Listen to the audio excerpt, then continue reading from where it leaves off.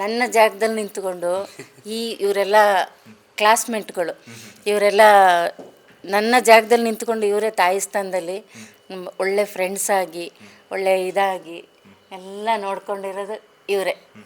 ಇವರು ಫ್ರೆಂಡ್ಸ್ ಆಗಿದ್ದಷ್ಟೇ ಇಲ್ಲ, ಒಳ್ಳೆ ಫ್ರೆಂಡ್ಸು ಕೂಡ. ಅದೇ ನನ್ನ ತಾಯಿ ಇವನೇ ಎರಡನೇ ತಾಯಿ. ನಾನು ಏನೆಲ್ಲೋದ್ರು ಅದೇ ಈಗಿರೋ ಫ್ರೆಂಡ್ಸ್ ಬಗ್ಗೆ ನಂಗೆ ಅಷ್ಟು ಗೊತ್ತಿಲ್ಲ.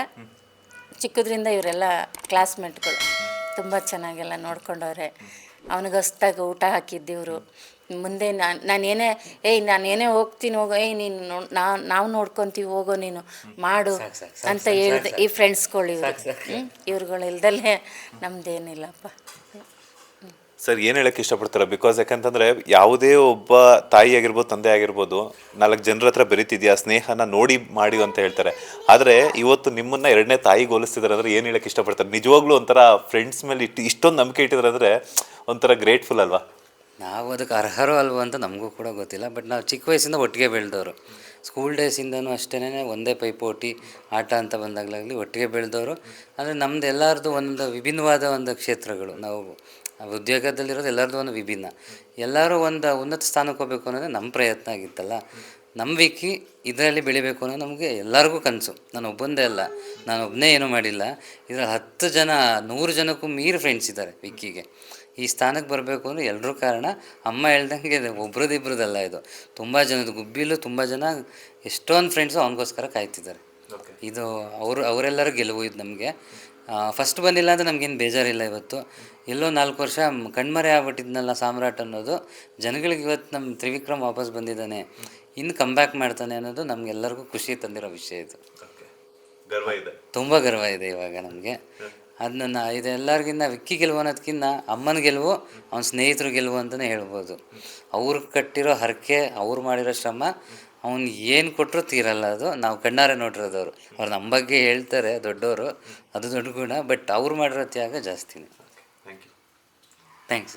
ಅಮ್ಮ, ನಾನು ಪ್ರತಿಯೊಬ್ಬ ಎಲಿಮಿನೇಟ್ ಬಂದಮೇಲೆ ಪ್ರತಿಯೊಬ್ಬರಿಗೂ ಇಂಟರ್ವ್ಯೂ ಮಾಡಿದಾಗ ಹೇಳಿದ್ದು ಇಷ್ಟೇ, ಯಾರು ಗೆಲ್ಲಬೇಕು ಅಂತಂದರೆ ಅವ್ರಿಗೆ ಅದು ಏನು ಇಷ್ಟ ಆಯಿತೋ ಗೊತ್ತಿಲ್ಲ ತ್ರಿವಿಕ್ರಮ್ ಅವರಲ್ಲಿ.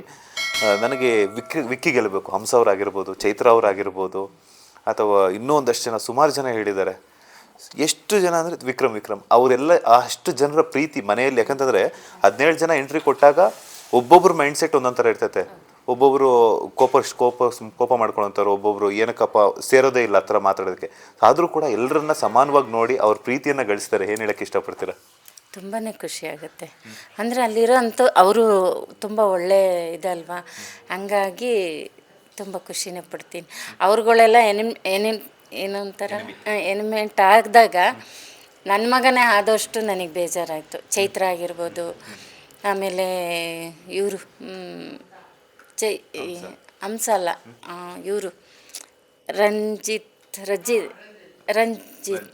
ರಂಜಿತ್ತು ಅವರೆಲ್ಲ ಆದಾಗ ನನಗೆ ನನ್ನ ಮಗಂಗೆ ಅಂಥ ಒಳ್ಳೆಯ ಸ್ನೇಹಿತ ಸಿಕ್ಕಿದ್ರೆ ಅದಕ್ಕಿಂತ ಬೇಕಾ, ಕಪ್ಪಿಗಿಂತ ಬೇಕಾ ಅಪ್ಪ ಅನ್ನಿಸ್ಬಿಡ್ತು. ಅಂಥ ಒಳ್ಳೊಳ್ಳೆ ಫ್ರೆಂಡ್ಗಳು ಚೈತ್ರ ಆಗಿರ್ಬೋದು, ರಂಜಿತ್ ಆಗಿರ್ಬೋದು, ಮತ್ತು ಮಾನಸ ಎಲ್ಲ ಒಳ್ಳೆ ಫ್ರೆಂಡನ್ನ ಗೆದ್ದಿದ್ದಾನೆ. ಅಷ್ಟೇ ಖುಷಿ.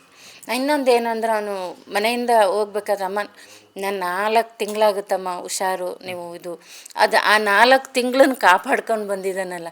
ನಾನೆಲ್ಲೋ ಬಂದುಬಿಡ್ತಾನೆ ಇವನು ಸಿಟ್ಟು ಕೋಪ ಮಾಡ್ಕೊಂಡು 4 ತಿಂಗಳು ತುಂಬಿಸೇ ಬಂದ. ತರದಿದ್ರು ಆಡಿದ ಮಾತಿನ ಪ್ರಕಾರ ತುಂಬಿಸಿ ಅವನು ಏನೇನು ಕಲಿಬೇಕಾಗಿತ್ತು ಅಲ್ಲಿ ತುಂಬಾ ಇದೆ ಕಲಿಯೋದು. ಅಷ್ಟನ್ನೆಲ್ಲ ಕಷ್ಟ ಸುಖ ಅಲ್ಲೊಂಥರ ಕಷ್ಟ ಸುಖ ನೋಡ್ದ. ತುಂಬಾ ಹೆಂಗೆ ಏನು ಒಂದು ಅನ್ನದ ಬೆಲೆ ಏನು ಅವನಿಗೆಲ್ಲ ಎಲ್ಲ ಥರನೂ ಒಂದು ಬಿಗ್ ಬಾಸು ಮನೆ ಅನ್ನೋದು ಅವನ್ನೆಲ್ಲನೂ ಕಳಿಸ್ಕೊಟ್ಟಿದೆ. ಅಂದರೆ ಕೆಲವು ಮಾತಾಡೋಕ್ಕೆ ಬರೋಲ್ಲ ನನಗೆ, ಇದೇ ಫಸ್ಟ್ ಅಲ್ವಾ ಎಂಟ್ರಿ ಕೊಡ್ತಾ ಇರೋದು, ಹಂಗಾಗಿ ಅವನು ಎಲ್ಲನೂ ಇದಾಗಿದೆ.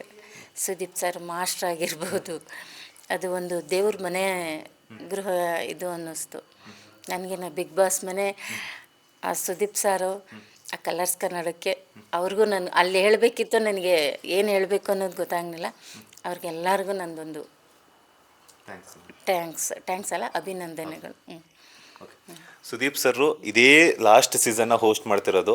ಅದರಲ್ಲಿ ನಮ್ಮ ತ್ರಿವಿಕ್ರಮ್ ಅವರು ರನ್ನರ್ ಅಪ್ ಆಗಿರುವಂಥದ್ದು ಎಷ್ಟು ಖುಷಿ ಕೊಡ್ತಿದೆ ನಿಮಗೆ? ಸುದೀಪ್ ಸರ್ ಇನ್ನು ಮುಂದೆ ನೆಕ್ಸ್ಟ್ ಸೀಸನಿಂದ ಹೋಸ್ಟ್ ಮಾಡಲ್ಲ ಅಂತಂದ್ರು. ನಾನು ಅದನ್ನೇ ಅಂದ್ಕೊಂಡೆ, ಅಯ್ಯೋ ಈ ಸತಿ ಸುದೀಪ್ ಸಾರು ಸಿಕ್ಕಿದ್ದು ನನ್ನ ಮಗನ ಪುಣ್ಯ. ನೆಕ್ಸ್ಟ್ ಆಗಿದ್ರೆ ಸಿಗ್ತಾ ಇರಲಿಲ್ಲ, ಅವ್ನು ಹೋಗೋಕ್ಕೂ ಇಷ್ಟಪಡ್ತಿರ್ಲಿಲ್ಲ. ಅವ್ನು ಹೋಗಿದ್ರು ನಾನು ಕಳಿಸ್ತಿರ್ಲಿಲ್ಲ. ಆ ಥರ ಒಂದು ಬೈಯೋದು, ಆ ಥರ ಒಂದು ಇದು ಮಾಡ್ತಾರಲ್ಲ, ಅದನ್ನು ನೋಡೋಕ್ಕೆ ಅರ್ಧ ನಾನು ಬಿಗ್ ಬಾಸ್ ನೋಡ್ತಾ ಇದ್ದೆ. ಅದು ಬೇರೆ ನೋಡ್ತಿರ್ಲಿಲ್ಲ, ಯಾರ್ಯಾರಿಗೆ ಏನೇನು ಥರ. ಏಕೆಂದರೆ ಒಂದು ಬೈದಾಗಲೇ ಒಬ್ಬ ಮನುಷ್ಯಂಗೆ ನಾಟದ್ದು, ಅದನ್ನು ಕೇಳೋಕ್ಕೆ ನಾನು ಬಿಗ್ ಬಾಸ್ ನೋಡ್ತಿದ್ದೆ. ಆ ಥರ ಮಾಡ್ತಾಯಿದ್ರು. ನೆಕ್ಸ್ಟಿಂದ ಇರಲ್ವಲ್ಲ ಅನ್ನೋ ಒಂದು ಬೇಜಾರಾಯಿತು. ಈಗಲೂ ಅಷ್ಟೇ, ಅಯ್ಯೋ ಮುಂದಿನ ಸಂದಿಯಿಂದ ಬಿಗ್ ಬಾಸಲ್ಲಿ ಅವ್ರು ಇರಲ್ವಲ್ಲ, ಅಯ್ಯೋ ನಾವು ನೋಡೋದೇ ಇಲ್ಲ ಅನ್ನಂಗೆ ಆಗ್ಬಿಡ್ತು. ಅಷ್ಟೇ ಬೇಜಾರಾಯಿತು. ಈಗ ಸುದೀಪ್ ಸರ್ ಅಂತೂ ಆಲ್ರೆಡಿ ಸೋಷಿಯಲ್ ಮೀಡಿಯಾದಲ್ಲೆಲ್ಲನೂ ಪೋಸ್ಟ್ ಮಾಡಿದ್ದಾರೆ, ನಾನು ಇದೇ ಲಾಸ್ಟ್ ಸೀಸನ್ನು, ನೆಕ್ಸ್ಟ್ ಸೀಸನಿಂದ ನಾನು ನಿರೂಪಣೆ ಮಾಡಲ್ಲ ಅಂತ. ಸೊ ಅವ್ರ ಜಾಗದಲ್ಲಿ ಬೇರೆ ಯಾರನ್ನಾದ್ರೂ ನೋಡೋಕೆ ಇಷ್ಟಪಡ್ತೀರಾ? ಅವ್ರ ಜಾಗದಲ್ಲಿ ರಮೇಶ್ ಇದ್ದರೆ ಒಳ್ಳೇದು ಅನಿಸುತ್ತೆ ನನಗೆ. ಅವರು ಒಂದು ಸ್ವಲ್ಪ ಸ್ಟ್ರಾಂಗೇನೆ ಅಂತ ಅನ್ನೋದು ನನ್ನ ಭಾವನೆ.